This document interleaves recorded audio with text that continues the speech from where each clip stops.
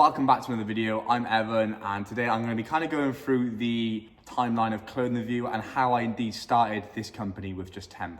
So this is a different type of video. I don't think I've actually done a sit down and talking video before, but trust me, you're going to want to watch this video. A lot of industry secrets, a lot of things that I've learned along the way, kind of the story of how I took this business from a £10 note, 1,300 square foot warehouse with an inventory of about 3,000 items at the moment. We've also got a very, very exciting opportunity for you coming up. So I'm launching a community on a community page called School. So if you haven't heard of it already, then it's a big community page. It's one of the biggest growing community pages online. A lot of influencers and business owners are going on there and creating communities for individuals and kind of creating a community and atmosphere where not only will you learn a lot of things, I'm going to be providing a lot of value, a lot of secrets. I'm going to have calls on a consistent basis with multi-million-pound business owners. We'll cover topics such as marketing, sales, negotiation, running a vintage clothing company, not just running a vintage clothing company, but running a business in general. It's not going to be for just young entrepreneurs, but also all ages, something very, very exciting. And we're currently in the process of launching it.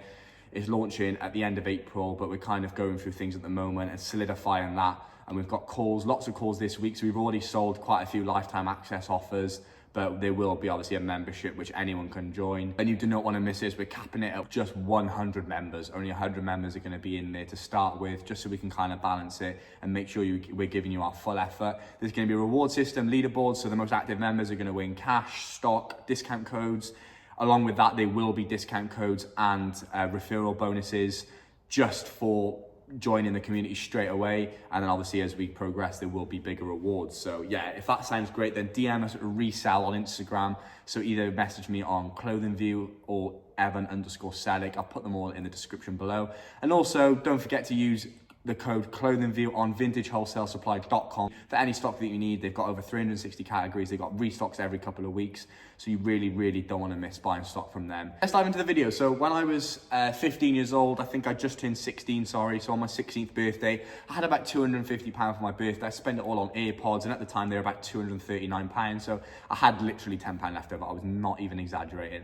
And I kind of had a look on online charity shops because it was lockdown. A lot of people were buying from like online charity shops and charity shops in person. So I think restrictions started to lift. So people were able to go to charity shops. But I think, actually no, I tell a lie. I think I was watching videos of people reselling from charity shops before lockdown. And obviously when I watched the videos, it was lockdown. So I couldn't go out to charity shops. So I kind of found some online charity shops were absolute gems. They were hidden gems, which I don't think they're no longer trading actually. One was called White Rose Fashion and one's called Thrift Plus. I wish they were paying me to tell you this because I think Thrift Plus are currently thriving at the moment. I think they're on Dragon's Den actually. So again, that's where I started with £10. I think I bought a pair of Ralph Lauren joggers for £10. I think I sold them for 30 quid. I might even be able to find the original Depop receipt. I don't think I will, but it might be there somewhere. So yeah, so that was £20 profit, but I kind of just reinvested it. I went back on the website, bought a pair of shoes and like a fleece, sold that for like 60 to 70 and kind of just went on from there. This was a long process. Trying to build up a bit of cash wasn't easy. And then I think it was a case of just rinse and repeat until about winter time when I got into like drop shipping and stuff like that. I did buy a course.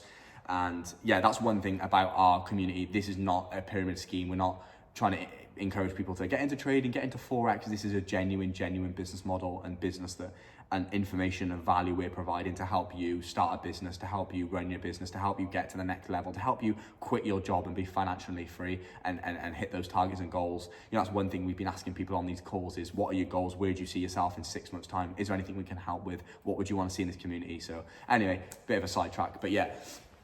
So I built up quite a lot of cash from dropshipping. I made a lot of money from doing that. It allowed me to go and then buy some North Face puffers, but it wasn't a lot of money, but I had a really good contact for North Face puffers. It made me a lot of money.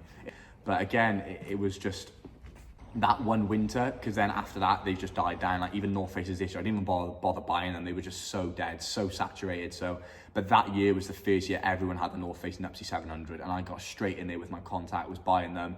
It was annoying. If I had a lot more money to invest, then I'd be a millionaire now probably, but I was only able to buy maybe a grand or two at a time. But again, I was buying a grand's worth, selling them within a week, buying another, I think when I was 17, when I was 16, sorry, I was saving for a car, and I think December that year, so December 2022, I made, I think about 10 or 11 grand in sales that month.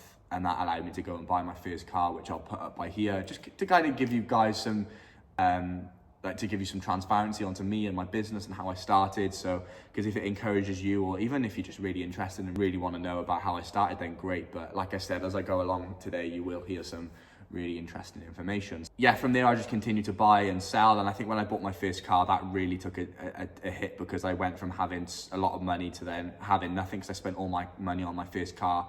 I say all my money, I had a bit of money left over, but again, I don't regret it. I bought that first car and had to just basically start from scratch almost. I had to start from a couple £100 again, and then kind of build it back up. And then within a couple of months, I was just spending £2,000-3,000 on stock at a time. And then I did loads of pop-ups last summer, so many pop-ups. I did Fashion Thrift Society Manchester, Close Cycle Bristol, Close Cycle Manchester.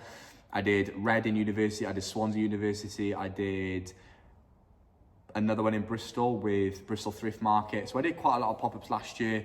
But I think during the summer, I spent way too much money on stock. So this is my first tip, is don't overspend on stock. Make sure you're building up your bank balance and then buy stock. Because what I was doing was building up a couple of grand in cash and then just spending it straight away. Whereas say you have 5K in the bank, only spend maybe 2 or 3, maybe even a grand on stock. Whereas I was having 3 grand in the bank, going to a wholesaler, spending 3 grand. And then especially in the summer when sales are so much slower, I literally had nothing. I remember driving over to Manchester after meeting up with Cook's Vintage and Classic Cop after having a few pop-ups.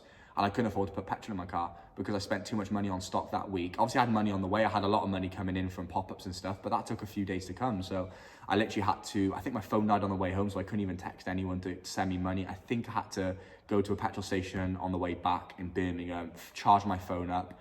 I think I might have had a few quid, like quite a bit of money in savings. So I took some money out of savings and was able to obviously put petrol in. But so I wouldn't even say that's a tip. I just say rule number 1 is don't buy something unless you can afford it 3 times essentially. So don't invest money in stock unless you can maybe triple it. So if you got 6 grand, then probably 2K is a good bet. If you're 5K, then obviously whatever, 1,000 something or something. You don't want to have too much in your bank anyway. I'm not a financial advisor, but obviously your money is better off in stock or in an investment than it is in your bank. But I'd rather now spend X amount on stock and then have the rest in savings, or the rest in an ISA, or the rest in the S&P 500, whatever it is I don't want all my money in stock, because say all that there, that's all my money there, then you're relying on that to sell, and it is a graft. And obviously I don't regret it. I wouldn't be where I am now if it wasn't for those mistakes. And yeah, from there I kind of just scaled up, and I had a unit. So I sold in my bedroom when I first started. And I think after a year I moved into a spare room at my nan's house. Again, that was really difficult logistically. I look back at it now, how did I do that? Obviously I couldn't drive, so I had to get my parents to pick me up, or my nan to pick me up, or my mum and dad to take me up to my nan, so I could go and photograph stock, pack orders, everything like that. I don't know how I did it.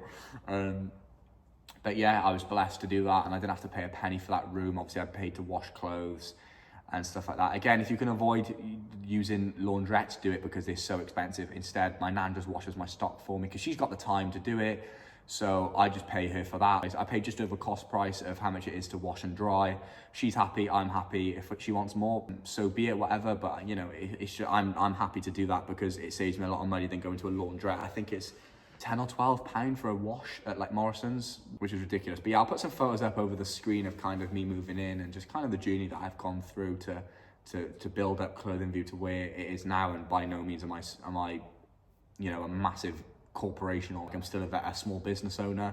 But you know, where I started and where I am now is a big jump, and obviously I'm looking to do the same from here to that next level. But what that looks like, I don't know. But again, it's important to have a vision.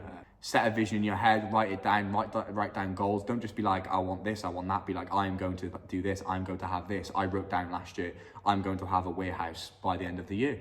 And lo and behold, I signed the deal on, I think, November the 22nd, maybe 21st. I can't remember, and now, yeah, I'm in a unit. But anyway, back to where I was. So yeah, it was my nan's bedroom. Then after a year, I moved into, so I was in my bedroom. Then I moved to my nan's spare room.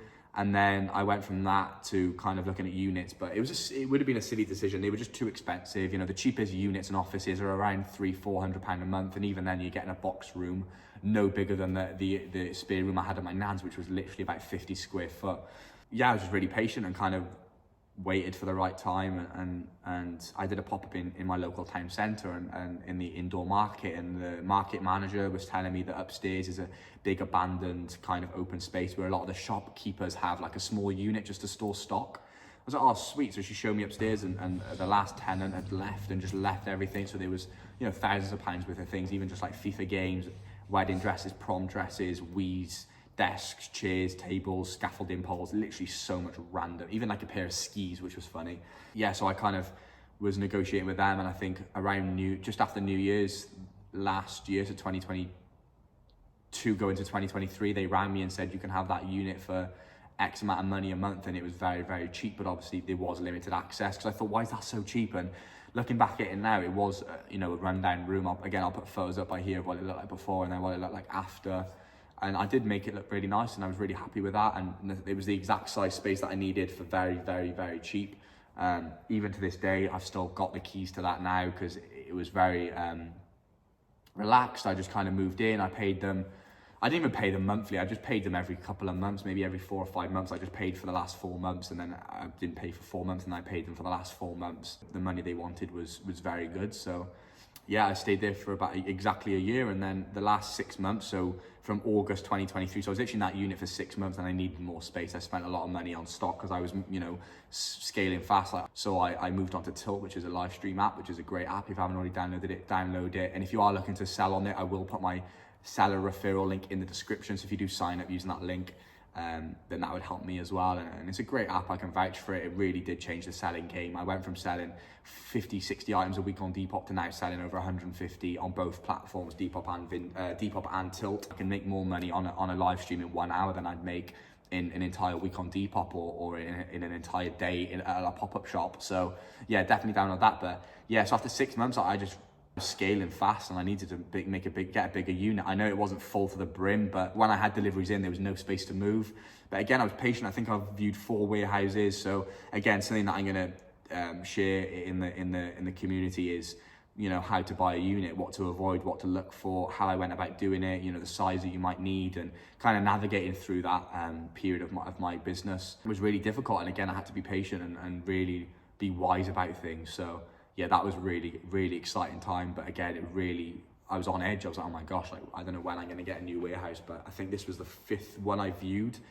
Again, from August through till now, we were in April, and I moved in January, February. I moved in March. So 7 months later, I moved in. So 7 months of looking for warehouses, and this was the one, and it was before the end of the year. I think I saw this one on November, there's something, and I couldn't move in until March, because obviously the last tenant had to clear everything out. And yeah, so if you haven't already followed me on Instagram, follow me, Evan Sellick, Evan_Sellick on Instagram. I've been doing a series of moving into this unit. It's been so fun to make, and I'm still posting videos now, because behind this camera is such a sick transformation, like even what you can see behind me. So make sure you follow me on Instagram to kind of see the behind the scenes of the moving in process. Moving in was great. I spent a bit of money on refurbishing it, kind of carpeted half of it, got this nice sofa. I'm not even going to tell you what's behind, like, the rest of the unit's about, because you need to go, you know, watch those Instagram videos, because it's fun. And even trying to find wholesalers along the 2 or 3 years that I've been selling was difficult. You know, I got scammed a few times, I got mugged off a few times, I got, you know, a load of rubbish from wholesalers. I got some really good stuff as well. So, you know, the wholesalers I vouch for, I genuinely vouch for, not because I'm getting paid, but because I genuinely use them, e.g. Vintage Wholesale Supply.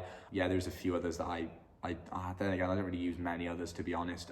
It's good to learn from other people's mistakes, I guess. So me telling you this is going to help you avoid maybe using other wholesalers and getting scammed by them. Don't get me wrong, you might have a good experience with them, with other wholesalers, or you might have a bad experience with other ones.